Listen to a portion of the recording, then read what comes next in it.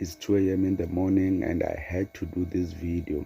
Jacinta Ngobese, Zuma, Zandile Dabula, March for March, Operation Dudula have won their case against the South African Human Rights Commission. The South African Human Rights Commission were trying to stop Operation Dudula and March for March from stopping illegal immigrants from accessing health care. Bathi lento esenza ayikho emthethweni.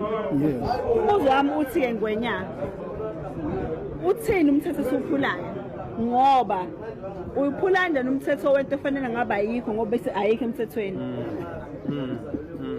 Usho kanjani ukuthi siphula umthetho ukuthi siblock abantu ngendlela abasho ngayo? Abantu abama illegal immigrants. Wena ama illegal immigrants fanele ngaba awekho vele, fanele ngaba deport ngokomthetho. The South African Human Rights Commission's case just didn't make sense to me. How are they arresting Operation Dudula and March for March while these guys are arresting illegal immigrants? So the Human Rights Commission, it's for illegals.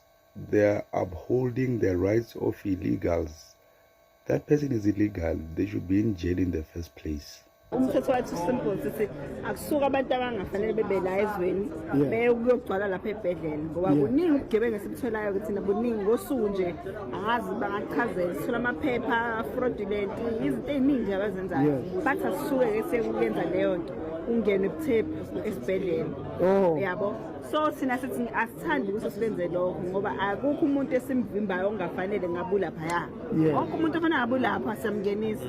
At least if the Human Rights Commission was saying that Operation Dudula and March for March, they should do proper vetting at the clinics, because that's the only issue, is that they might not be doing proper vetting. Maybe they're chasing away legal people, not just illegal immigrants.